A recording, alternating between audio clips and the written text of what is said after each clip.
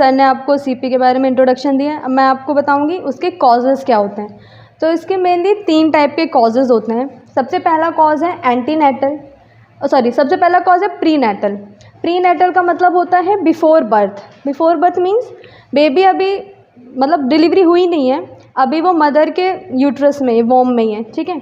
तो अब बेबी तो कुछ कर नहीं रहा है, तो इसका मतलब है कि मदर कुछ ऐसा करती है जिसकी वजह से बेबी में ये प्रॉब्लम आ रही है। क्या क्या हो सकता है? सबसे पहला ये हो सकता है कि मदर में कोई इन्फेक्शन हो, ठीक है, मदर में इन्फेक्शन हो सकता है, या फिर मदर का बीपी हाई रहता हो, शुगर लेवल हाई रहता हो, या फिर मदर को अल्कोहल लेने की आदत हो, ड्रग्स लेने की आदत हो, या फिर स्मोक करती हो मदर, ठीक है। तो इन सारी चीज़ों की वजह से हो जाता है। एक होता है कि मदर में ट्रॉमा, मतलब जैसे मूवीज़ में दिखाते नहीं है कि मदर को चोट लगी, वो प्रेग्नेंट थी, उसकी वजह से बेबी में ये प्रॉब्लम आ गई, है ना। तो ये सारे कॉज हो सकते हैं प्रीनेटल में, ठीक है। सेकेंड है पेरीनेटल। पेरीनेटल का मतलब होता है ड्यूरिंग डिलीवरी, यानी कि ड्यूरिंग द बर्थ।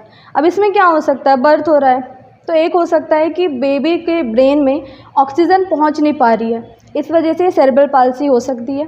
एक होता है कि बेबी का हेड काफ़ी मतलब बड़ा है, जिसकी वजह से ना वो वजाइनल एरिया से बाहर आ नहीं पा रहा है, तो इसकी वजह से हो सकता है, ठीक है।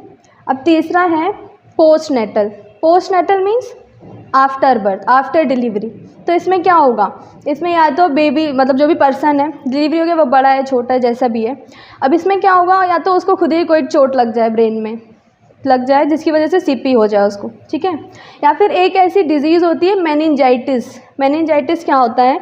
एक बैक्टीरिया होता है नाइजीरिया मेनिंजाइटिस। ये क्या करता है कि ये हमारे ना ब्रेन में एंटर करता है, और क्या करता है, ब्रेन में एक मेनिंजेस होती है, मेनिंजेस 3 लेयर्स ऑफ मेम्ब्रेन होती है। क्या करता है, हमारे ब्रेन और स्पाइनल कॉर्ड को प्रोटेक्शन का काम करता है, आउटर लेयर होता है। ये क्या करता है, उसमें इन्फ्लामेशन कर देता है, इन्फ्लामेशन कर देता है, इसकी वजह से हो सकता है, ठीक है, सीपी। ये है कॉजेज़।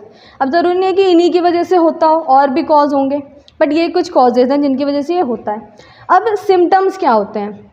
तो कुछ भी हो, सबसे पहला सिम्टम्स होता है पेन, मतलब उस पर्सन को पेन होगा, ठीक है, और मूवमेंट करने में प्रॉब्लम होगी। अब ब्रेन की डिसेबिलिटी है, यानी कि उसका IQ लेवल भी कम होगा, ज़रूरी नहीं है हो, पर हो सकता है कम, ठीक है। और क्या हो सकता है? कम्युनिकेशन प्रॉब्लम हो सकती है, विजुअल प्रॉब्लम हो सकती है, हियरिंग प्रॉब्लम हो सकती है। और क्या हो सकता है? उसकी मसल्स में ना स्टिफनेस होगी। सबसे पहले क्या होगा, उसकी मसल्स पहले फ्लॉपी रहेंगी। फ्लॉपी मीन्स लूज समझ लो, ठीक है। फिर क्या होगा, जैसे जैसे टाइम होगा धीरे धीरे स्टिफ होती चली जाएंगी उसकी मसल्स, ठीक है। और क्या होगा, एक होता है एक्सेसिव ड्रूलिंग। ड्रूलिंग का मतलब होता है लार निकलना, बहुत ज़्यादा एक्सेसिव, ठीक है। अब क्योंकि इसके 4 टाइप्स हैं, है ना, तो 4 टाइप्स में अलग अलग सिम्टम्स आते हैं। जैसे सबसे पहला है स्पास्टिक। तो स्पास्टिक में नाम से पता चल रहा है स्पास्टिसिटी होगी, यानी कि स्टिफनेस होगी, ठीक है। दूसरा है एथिटॉइड।